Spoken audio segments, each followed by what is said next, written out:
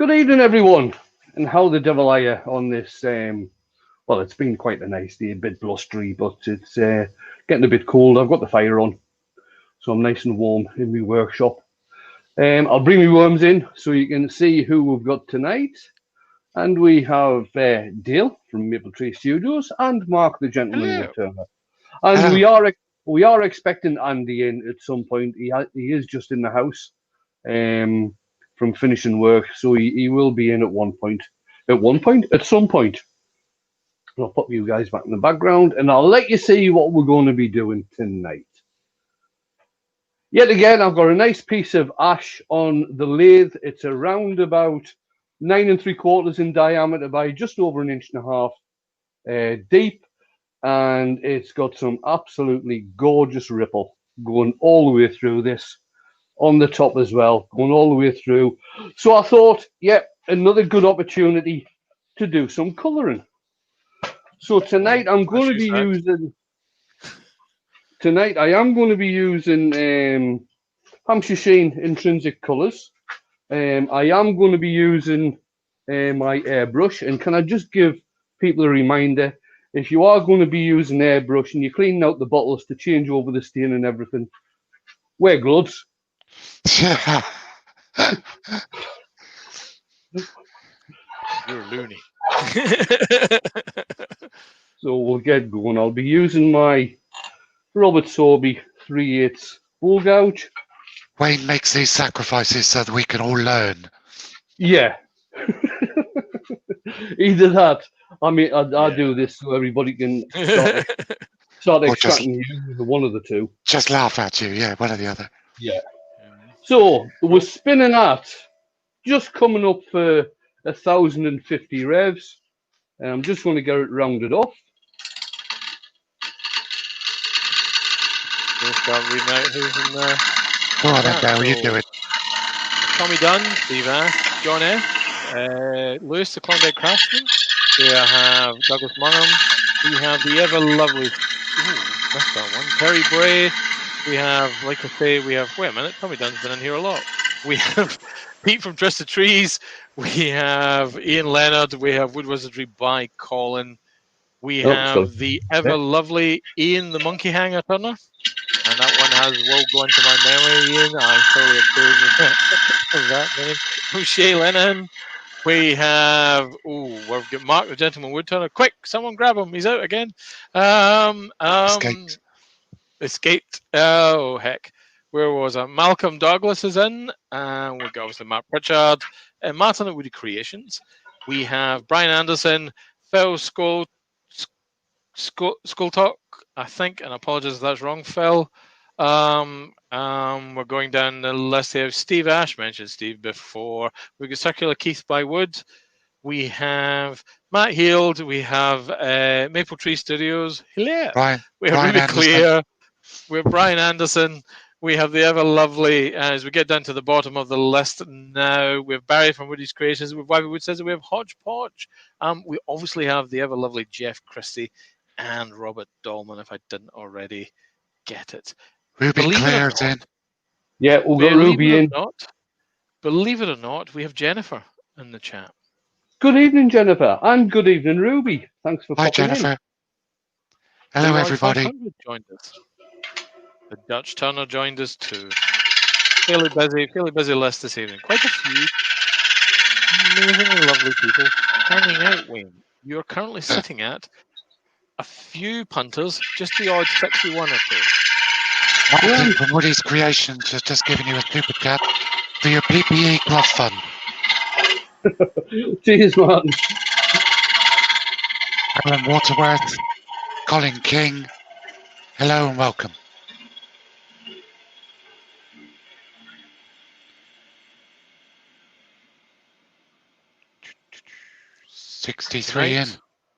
Tonight, I will be mostly eating Jaffa cakes. There's a surprise. Just to mix it up a bit. Thought I'd do that.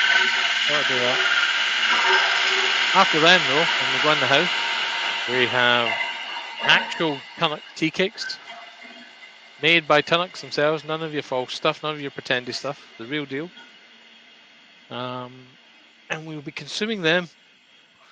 News taste. Pete from Twisted Trees says, "For soap fund in the absence of gloves." Wayne. Cheers, Pete. Thanks a lot. Douglas Oh, Mangum's in the chat. the grain in this piece of ash is absolutely gorgeous. I'll just change the. Where am I? Going to that one. Phil Paul Kavanagh's in the chat. That's getting Hello, bleached Paul. right. Rex B asks, "Hi Wayne, thanks again for that awesome bowl you did. My wife promptly put it for display." No problem, Rex. Thank you. Promptly, mind you. Jennifer Stroughton says, "Is my middle name Jaffa Cake?" No, Jennifer. I think that would be my middle names.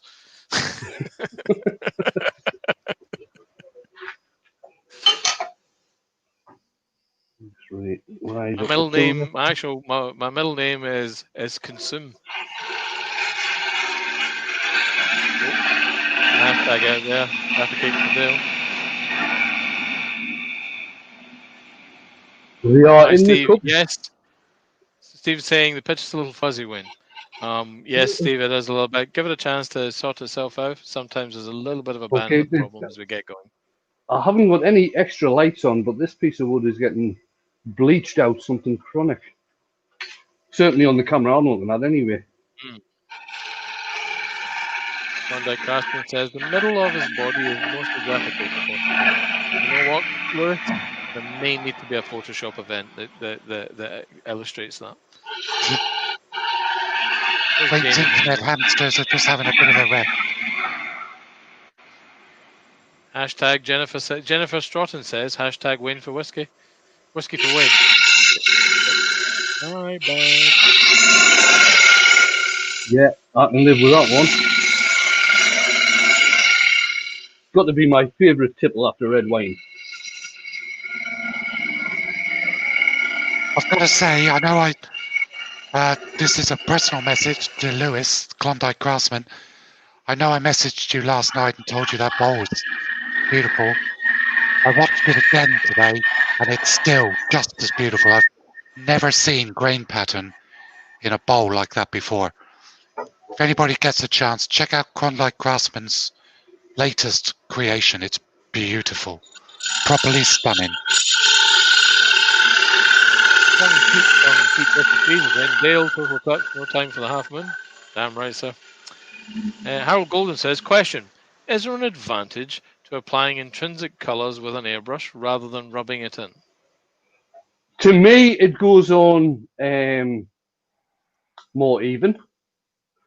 You don't tend to use as much because when you're putting it on with a tissue straight from the bottle, a lot of it is obviously staying on the tissue. It's not all going onto the wood. I just tend to get a better finish when I use an airbrush. And what I've got tonight, I've actually got 3 airbrushes on the go with 3 different colours in, and I've got a quick change clip on the hose from the compressor, so I don't have to mess about with changing over bottles and things like this. Ian the Monkey Hanger says G&T's a better drink, Wayne. Well, I've got to say I am partial to a G&T as well, but it's I tend to stick to 2 makes of gin. It's either Bombay Sapphire or Plymouth. That's my 2 favourite gins. Question from Douglas. Yep. Have you ever heard of or turned Brywood? I would imagine it's an African wood. South African wood. Like I was watching the chat earlier on, and somebody said it's just either firewood or barbecue wood.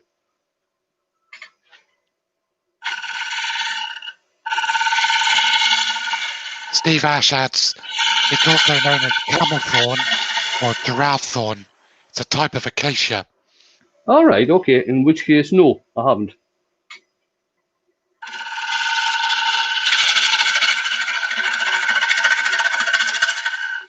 Paul Smith's in. Hi, Paul. Evening, Paul.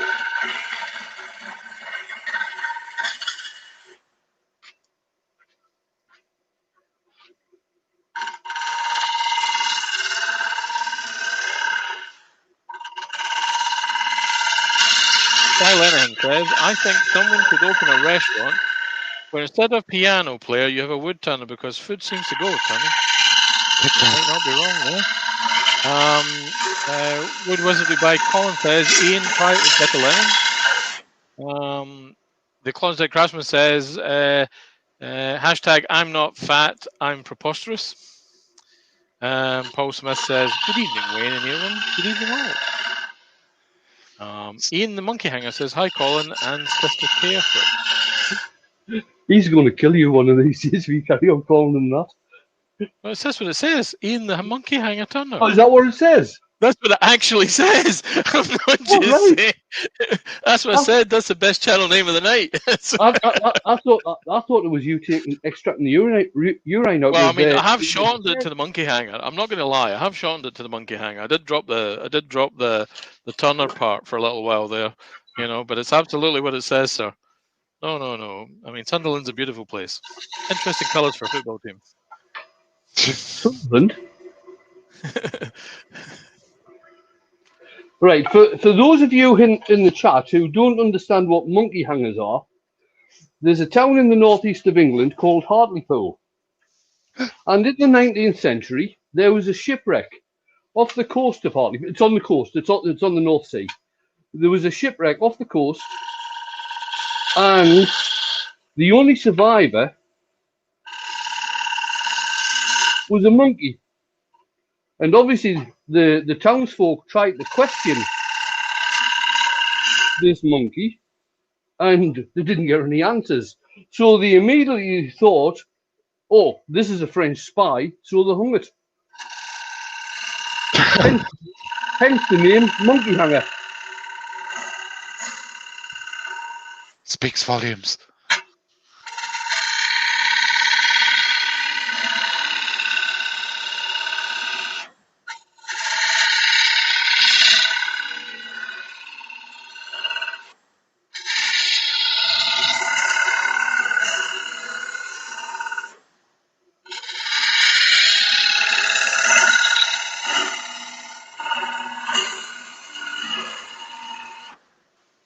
I'm just getting a bit of shape into the bottom of this.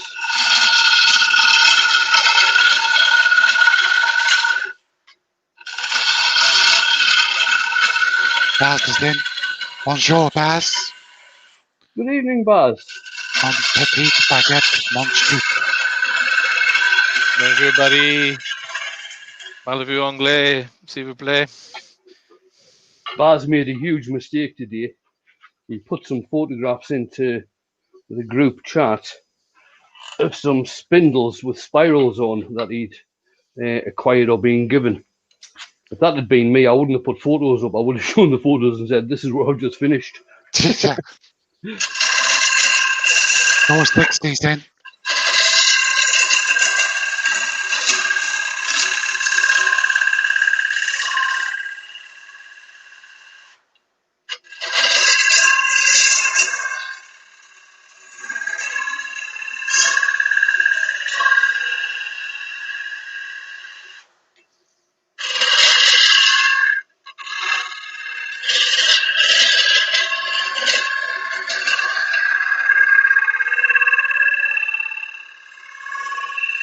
Wayne, Ian the Monkey Hanger Turner says, did you know we have plenty of rope left?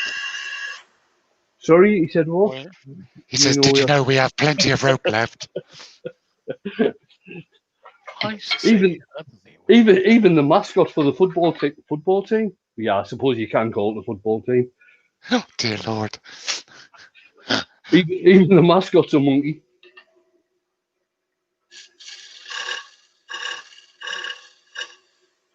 Right, let's have a look at this, see if I need to do a final cut on it.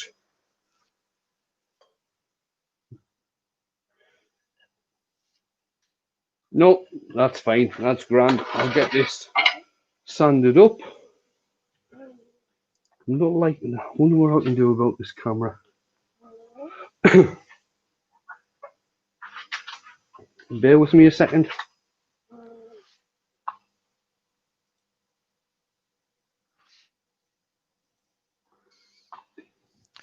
How big a bear then we need to get?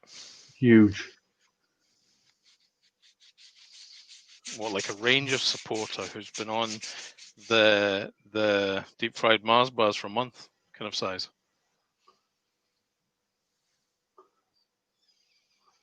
Is that any better or not? Not really, so. It's much more, there's a little bit of a bandwidth problem. You're a bit tight for bandwidth. All right. Kind of, so I think the bigger issue is not so much the visibility from the surface, which is, it's quite challenging. Try different. I mean, you could try switching to a different camera, but I would suggest it's a bandwidth issue tonight.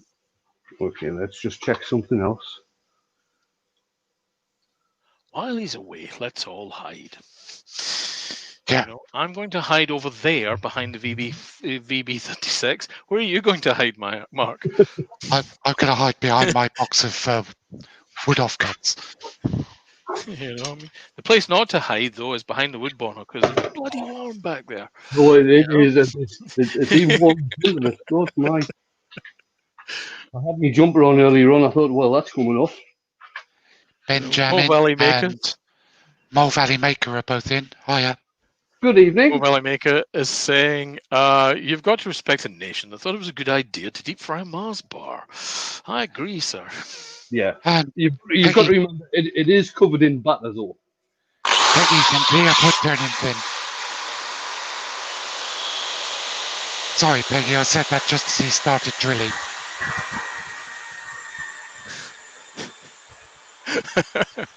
I need to rewrite one of the lines in the Drilly song. I nearly sung it. If it wasn't for your Drilly, where would you be? Yeah. I need to rewrite one of the lines.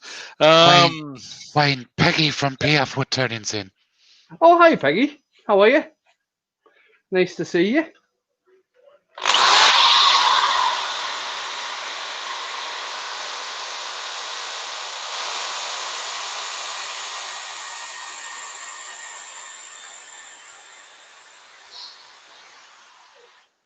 That's 120, and I'll just finish the bottom off with 240.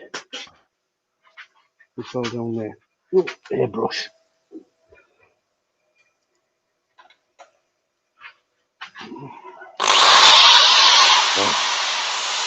Dear Lord. You'd be in hospital or infirmary. JP's in. Hi, JP. Good evening, JP. And because you would have to son be horn, which is a catastrophe, if you doesn't keep your horns on your drilly. Edited version, uncensored version available on special request. Right. 76 in, Wayne. Grand. I'm just going to put some... There was 109 until I started singing. Sorry, man. Yeah, I can believe that. Just going to put some acrylic sand and sealer on.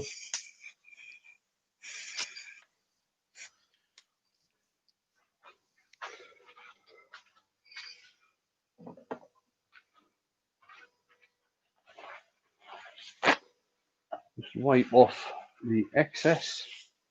Oh, that's what I was going to ask you. Do you have to use acrylic sand and sealer with intrinsic stains? Or can you use cellulose? Right. Now, I usually say cellulose sand and sealer with water-based stains, and acrylic sand and sealer with spirit-based stains.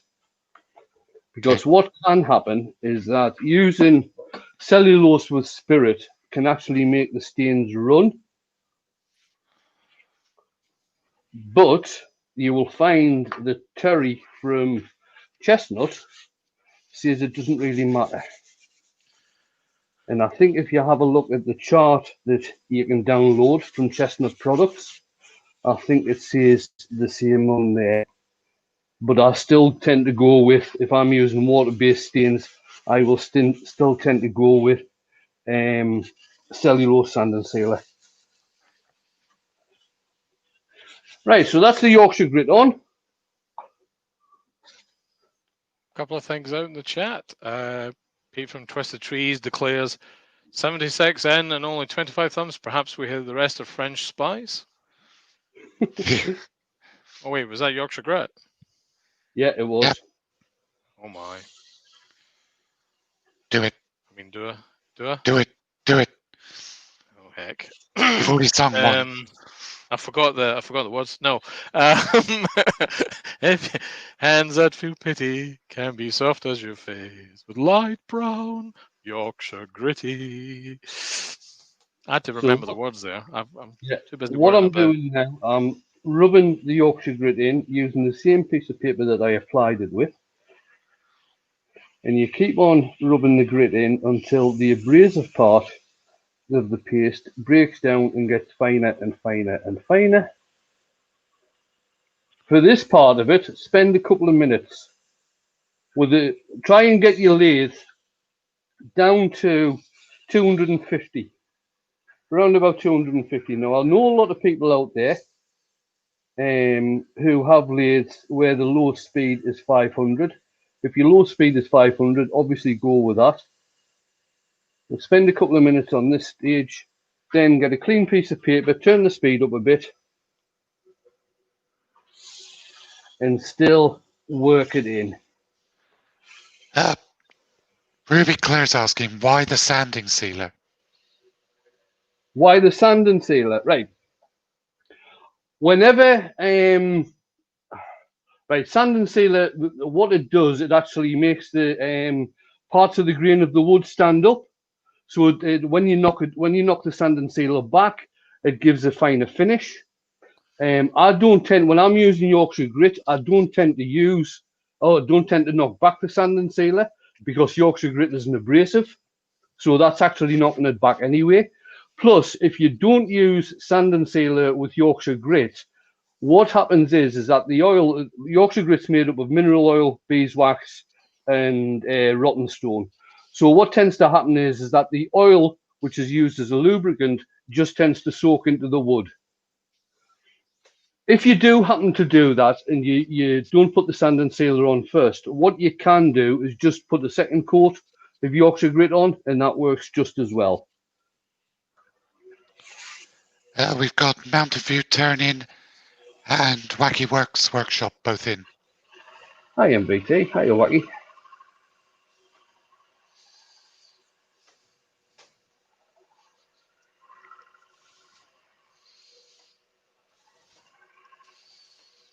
Dale, GP's just asked you a question.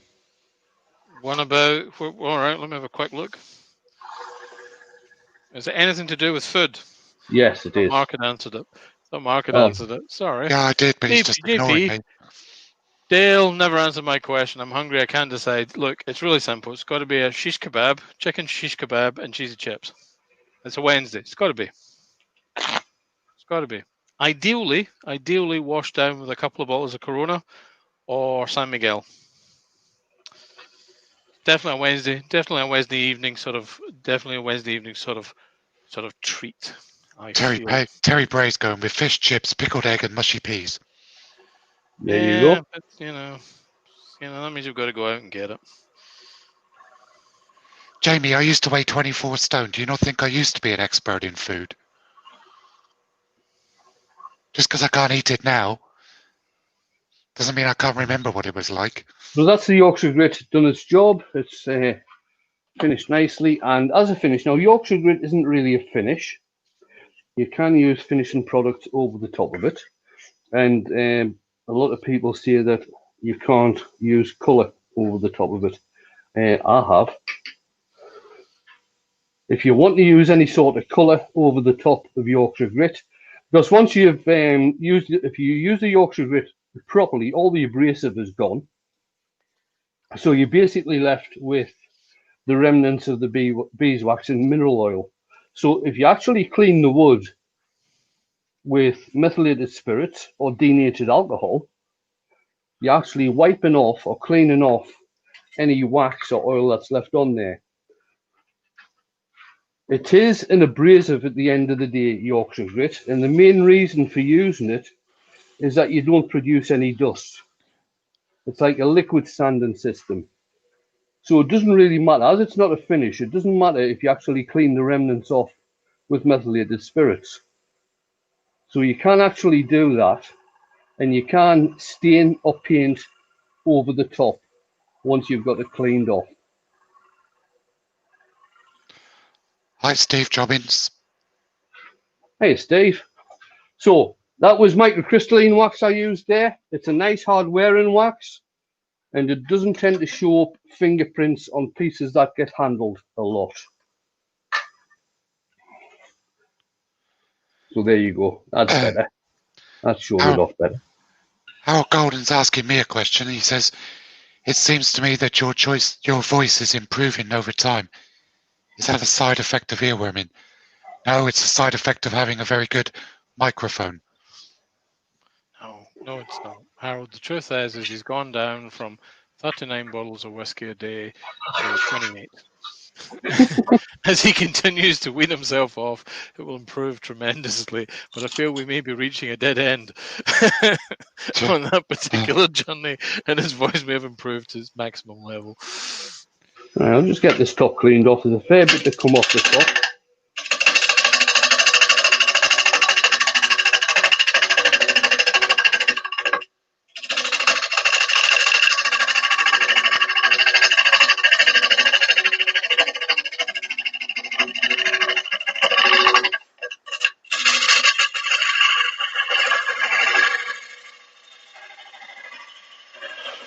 Rub-a-dub Woods in.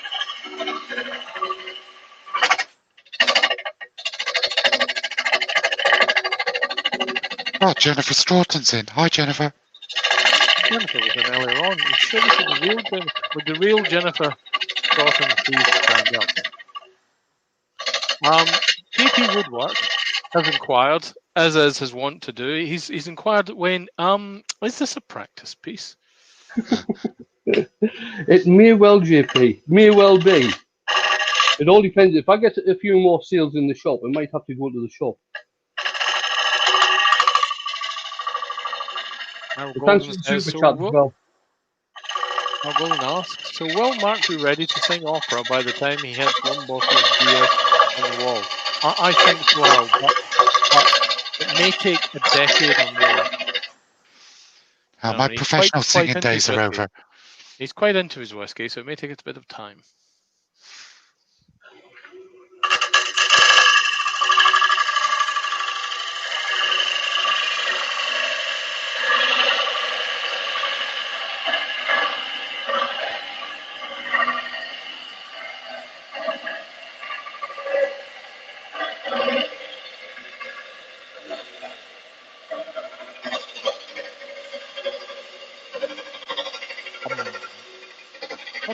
Yes, Paul. Wayne seems to be having some bandwidth issues. He does indeed. This is because he's recently moved from elasticated waistbands to belts. If you believe that, believe anything.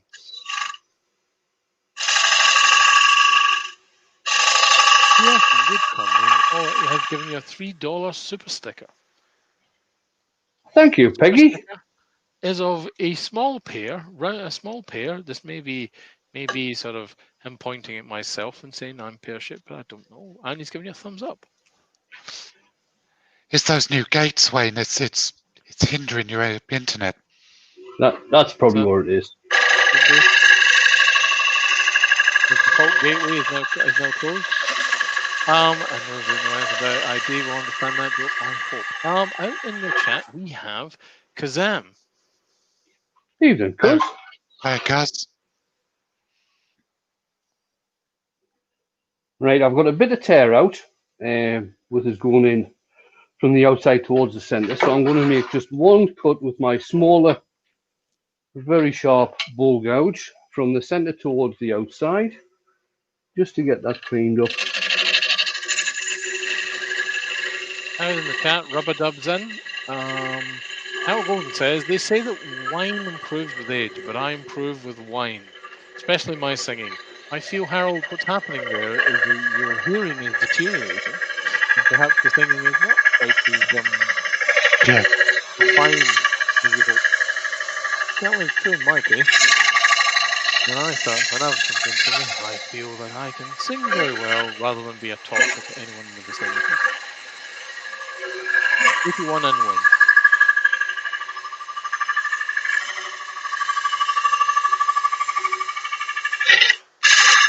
Douglas Mungham says Harold Mark has to practice for this year's show.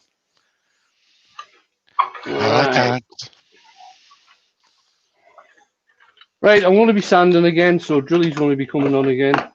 But this time I'm going to be sanding to 400.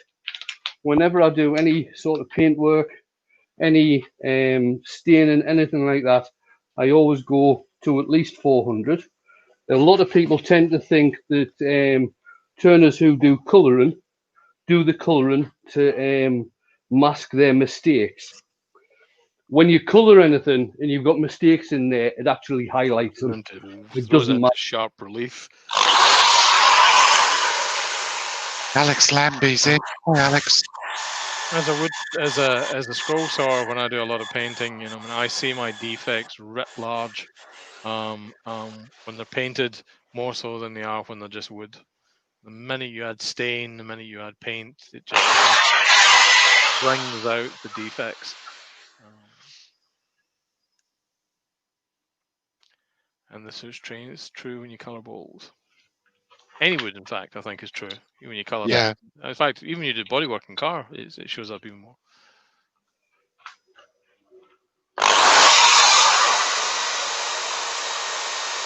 If it was me from your grave, what would you do? In the hospital or infirmary, because you would have to humbly some and it would hurt, you see.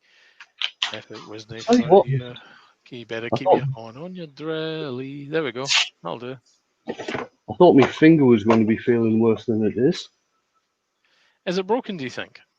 I don't know, tell you the truth. I can't make a full fist and squeeze. You know, can you pick your nose with it? I mean, I'm just asking for a friend. No, I can't. No. Right, maybe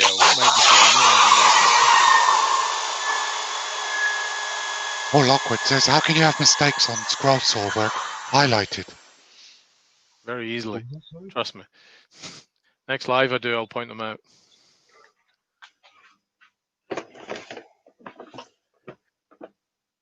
Kazam says, add wax or sealant to a car with scratches that are barely visible. They soon become very visible.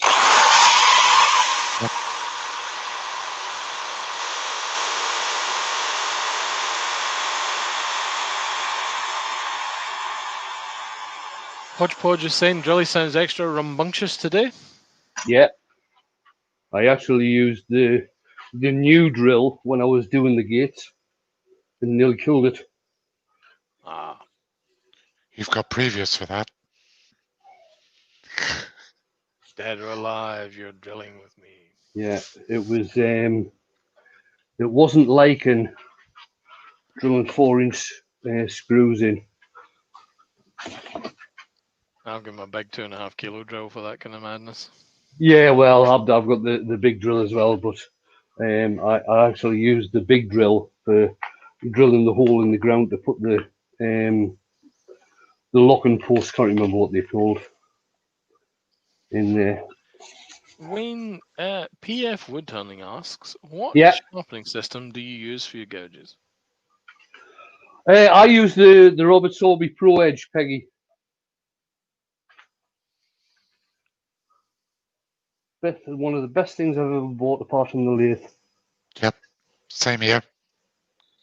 Completely transformed my turning. I went from below average to average. Tommy Dunn says, you can't beat Drilly, hashtag.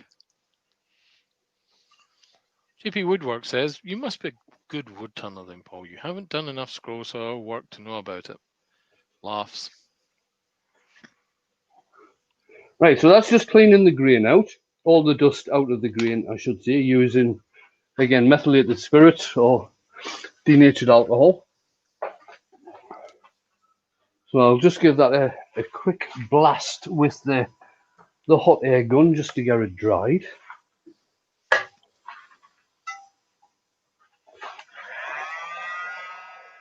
It doesn't actually take long for it to evaporate off, but I'll just give it a quick blast.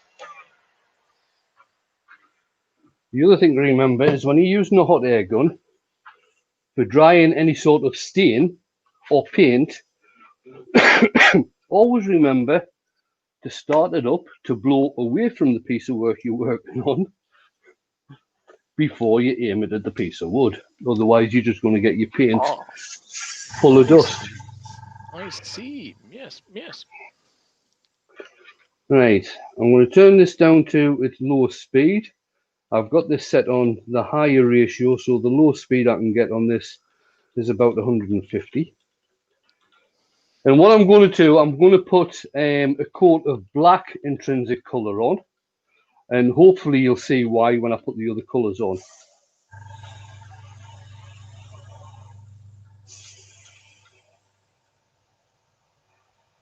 PF Woodton says, thanks. That's what I keep hearing. I need to get one.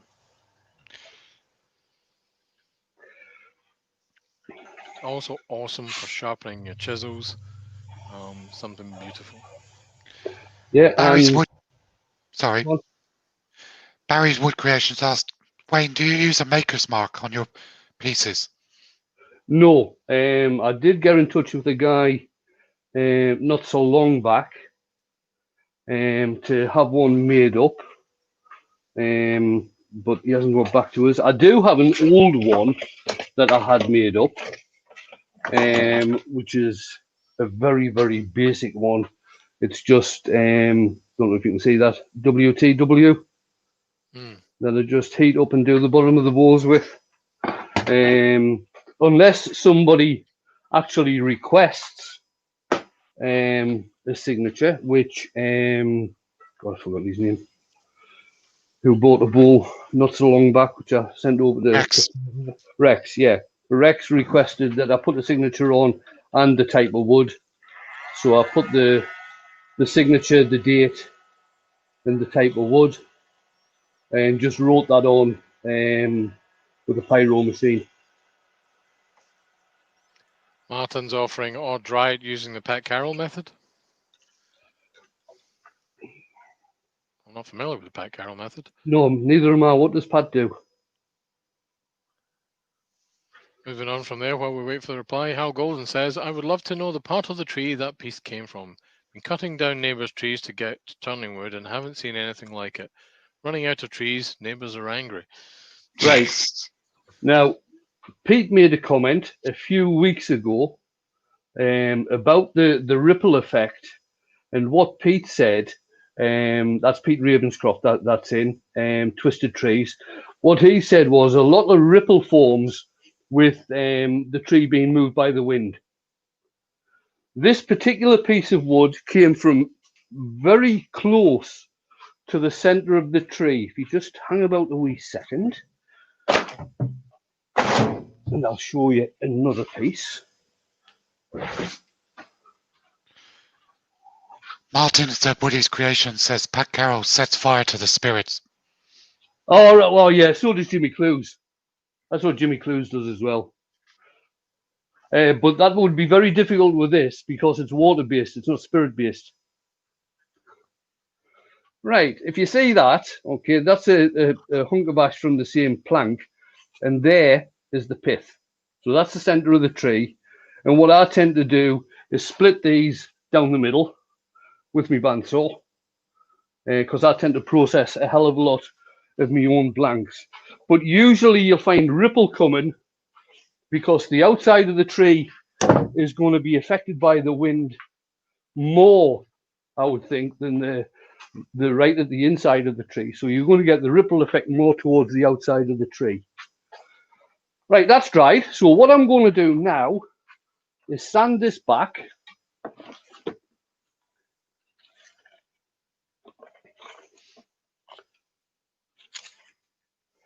And take off the majority of the black. Because what tends to happen is that the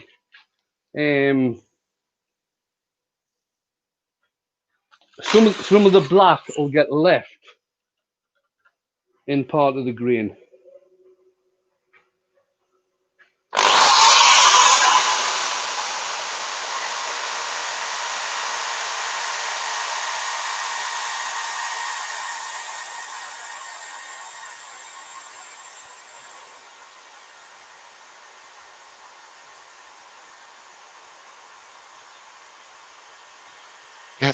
Yes, Pete. Absolutely. You see some of the black's been left in part of the grain. It doesn't really matter about the center part because that's going to be taken out for the bowl part of it. So the two other colors I'm going to be using are honey and flame. So one's quite a yellow color, which is this one, and I'll do this. No, I won't. I'll do the flame one first. Think what you're doing, Wayne. So this is going to be towards the center, and I'll sort of fade it out towards the outside. So again, get the speed down very low.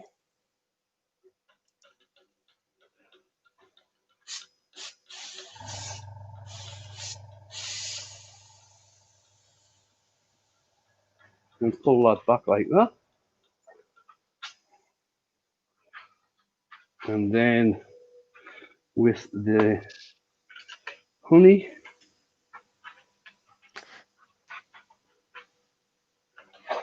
take that right out to the center, to the edge.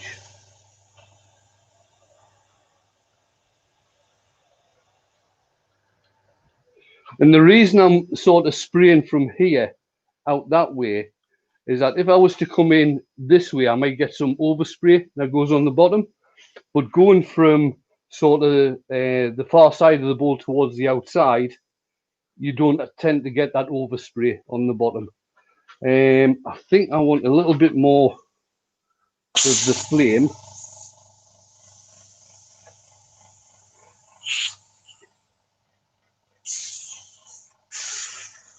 Hodgepodge says it's kind of Halloweeny.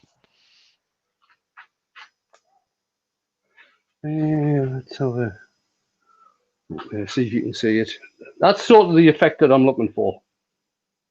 Okay, so I'm going to put a bit more. The flame is more of an orange than anything else. I'm just wanting to get a couple of bits of different contrast in there, or different colours in there. That's better. Ruby's asking, what grits are you sanding with, please? Grit. I usually start at 80, so I use an 80 grit gouge. I usually go 80, 120, 240. If it's not getting coloured, I'll finish at 240, then use Yorkshire grit. If it is getting coloured, I'll go from 240 to either 400. If I want to go finer than that, I'll go to 600. If I'm staining the piece, I put the stain straight onto the wood. If I'm actually painting the piece, I will use a sanding sealer once I've sanded, because to me that acts like an undercoat, and I'll knock that back and then paint it. I know when Dale does his scroll sewing, he doesn't tend to use sanding sealer when he's doing that. He just tends to paint straight onto the wood, and if I've got to see it, then he knocks it back, and it does work. So either or, really. But I tend to use a sanding sealer. With stains, you go straight onto the wood. Otherwise, the stain won't soak into the wood properly. With paints, like I say, I tend to have a sanding sealer on top. It doesn't matter which type of sanding sealer you use with paints. That sort of gives a grounding for the paint to go on. You absolutely have to. The first coat is sacrificial, whatever you're using. If you're using paint, whether you're treating it, whether you're putting down a primer, or you're using a final coat as a primer, you're expecting to have to knock it back because it will lift the grain and it will reveal all those little anomalies that you might want to get rid of. If you're doing MDF, make sure you use an acrylic. Make sure you use an acrylic primer to begin with, so that it seals up all those wonderful little fluffy bits, so that you can actually sand the thing back properly at the edges and get a nice clean edge.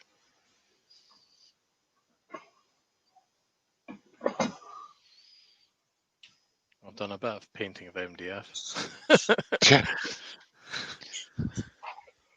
Right, so what I'm using now is, on camera, Chestnut product, cellulose sand and sealer, spray on.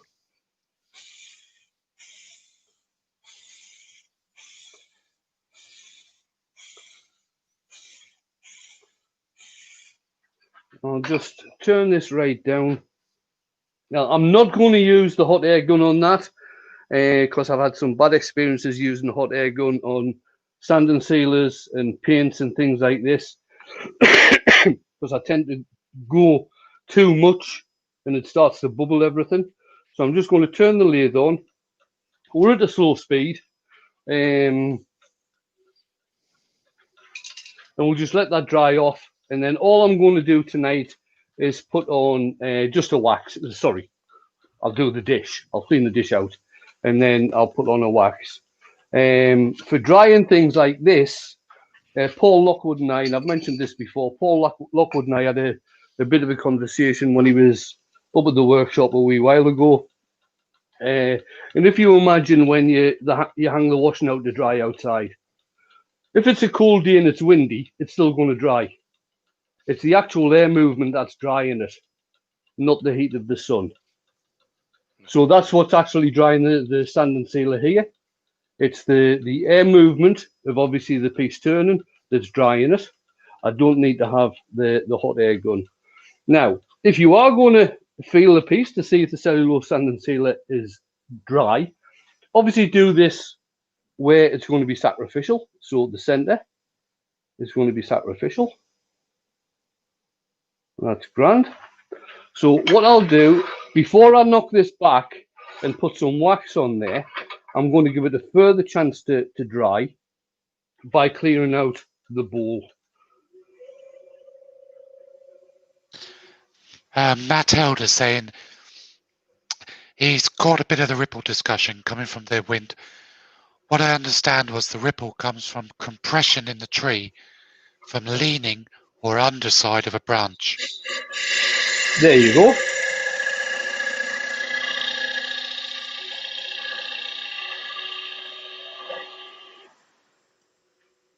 It could still come from wind as well, because I don't know what it's like in other people's areas, but the wind here tends to come from the same direction all the time. It tends to come from the west. In the Indian and the high street. So trees do tend to lean towards the east.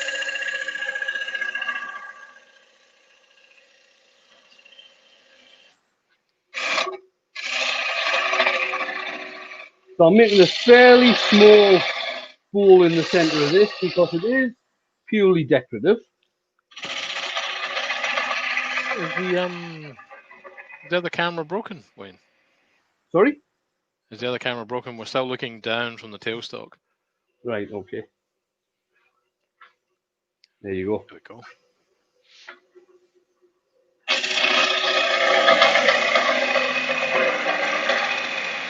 Lewis is saying any stress can cause it?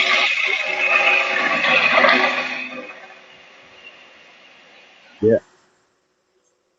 Trees get pretty stressed out, especially when big wagons go by and go, oh my God, there's that wagon again.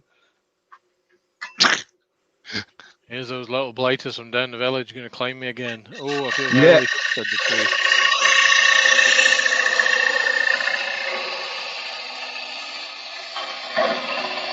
Bloody dog whittling on me.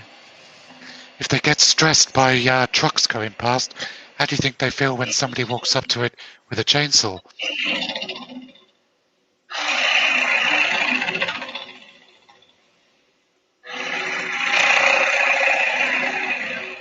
You think a tree reacts to the fact that a vegan may go up and give it a hug? I mean, that's basically walking up and saying, I'm going to eat you. It's either that or they're looking around and they keep on saying, here comes that man with them 3 bloody dogs again. I hope it doesn't pick me this time.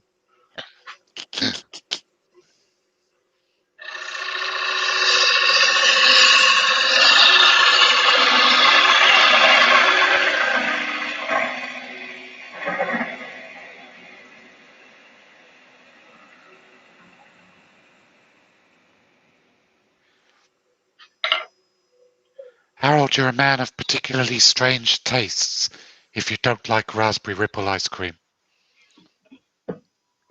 Right. For those of you who haven't seen this before, this is my bowl depth gauge. So this piece of plywood is vertically in line with the edge of the jaws. This piece of metal is vertically in line with the edge of the plywood here. So once you put that to the bottom of the bowl, let's see if I can just bring that. I want to be better on overhead. Now we can't see the gap now. Yeah, can't see the gap now. I'll just, yeah. That's good. That's good. That gap there is how much meat you've actually got left in the bottom of the bowl before you join the funnel club. Okay. Oh.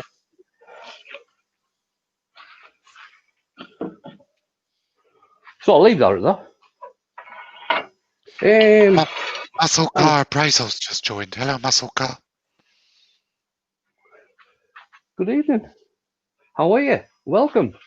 Right, I'll just put a couple of decorative rings on here. Move that back a wee bit.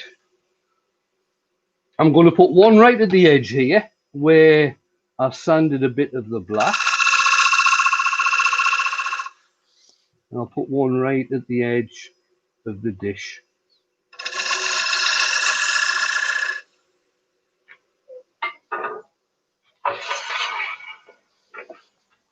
Now, I'm not going to be using Yorkshire grit on the outside, but I am going to be using wax.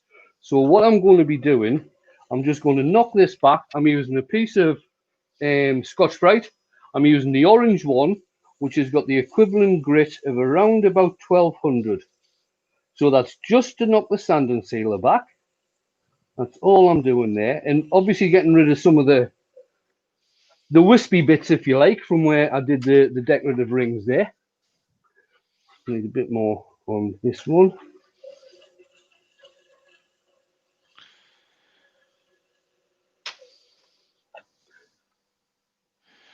Phil Skulltalk's made a statement. There's fighting talk. He says, while driving around New Zealand, favourite ice cream was passion fruit ripple. It was awesome, even better than Jaffa cakes. Each to the road. He's on dangerous ground there, by the way. Each to his own. Each to his own. I said to him, I says, that's fighting talk where I come from. He said, how come you're not fighting? I says, oh, I've moved now, like.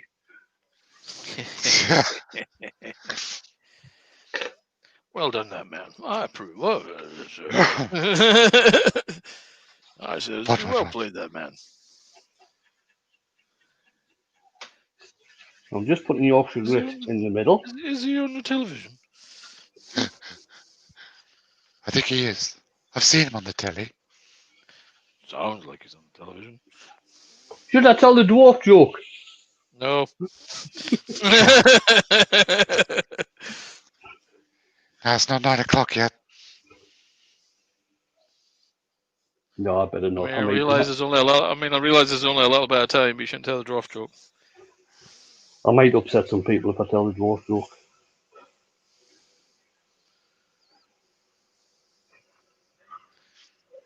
Is it a small joke?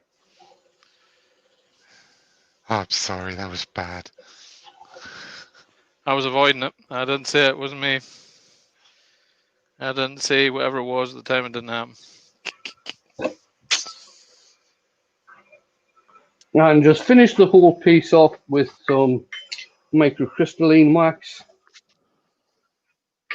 Come on, folks. There's 76 watching. Only 41 thumbs. Please, please, please. If you like what Wayne's doing, please hit that thumbs up. It really means a lot.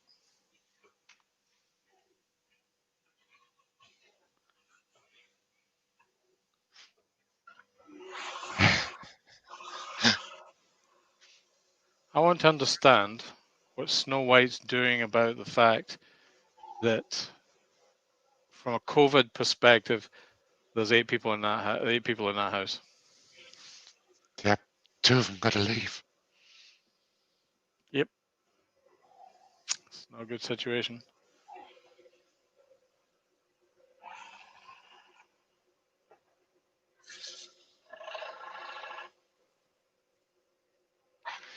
Shay Lenahan says that if you put chocolate in the middle of that bowl, it would look like a Jaffa cake.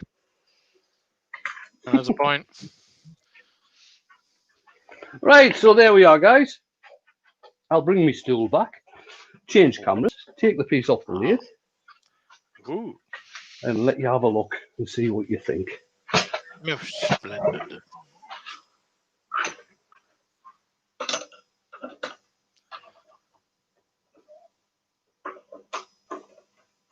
I think Phil can be said. I mean, Phil was clearly under the influence of a change in rotation of the Earth. Obviously, being down there has affected his taste buds, so we can forgive him for that remark. Okay. Right, you ready for this? Go. Oh, Which way? That way. There we go. There we go. Nice. Yeah, you can see the ripple. Most splendid, young man. Most splendid. Look at that. So that's just with the black obviously left towards the outside there, and then the blending in of the flame which is in the center, and the honey which is going towards the outside. So a nice little finished piece in my usual time of coming up for an hour. I don't like to keep people hanging about too much. You've got cheesy chicken feet and kebabs. Apart from anything else, I haven't had a drink tonight yet. Oh, I'm with you on that one. After you wrap up, we duck into the house, settle with some Japanese whiskey, and await events of the rest of the evening. Very nice. Is that right, Douglas? Douglas has just said his missus is only 4'9" tall, and some relatives from the US said she should be classed as disabled. Why? She sounds cute, Douglas. She sounds cute. They don't make diamonds as big as house bricks. My dad always used to say. One final look, and then I'll let you get away. There you go, guys. Glenn's just popped in. Oh, hi, Glenn. Nice to see you. I'm just going to press the button to leave now, Glenn. Hi, Glenn. Bye, Glenn. I'll catch you in about half an hour, Glenn. Okay. Once again, guys, thanks for coming along. Thanks for watching. It's really nice to have you in here on a regular Wednesday night thing. We have got who's on tomorrow? Steve. Not sure. Lunchtime. Would be Steve if he's available. He is. Yeah. Is he? Yeah. I'm here wearing it for him. All right. Okay. So Steve tomorrow lunchtime. We've got Scott tomorrow night in the evening. Friday lunchtime, back to me again. Friday evening, I think we've got Ruben doing the premiere at 7. Steve again. Hang on. Ruben doing the premiere at 7. Nick doing the premiere at past. I can't remember if Yappy's doing the premiere at 7:45. Stacey's on live at 8 o'clock, and also Steve is on live at 7:45. Sorry, that's usually when he goes live on a Friday. Saturday, Ed Oliver is on at 10 o'clock. That's usually good for a laugh. I don't know if anybody's on Saturday lunchtime. Saturday evening, there will be Andy, EHB Spoke, doing some carving this week, I think he is. I haven't seen any others. Nick will be on at 8 o'clock. Sunday lunchtime, Steve will be on again. I don't know if Dale's doing a pop-up live. Current plan is to do one. I'm going to try and do the Manic Miner, perhaps. We'll see. Grand. I don't know if Mike's doing a live this week or not.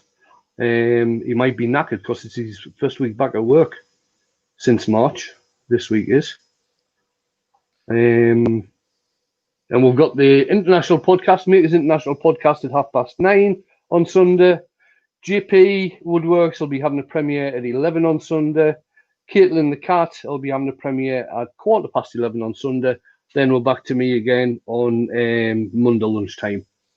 So that's the roundup of who's doing what. So I'm going to press the button and let everybody get away. Once again, I should say, thanks for coming in. I really appreciate when people come in to watch my nonsense, what I'm doing. Bye for now. Guys, I'll speak to you soon. Hit the bloody button. Bye, I've hit everybody. it.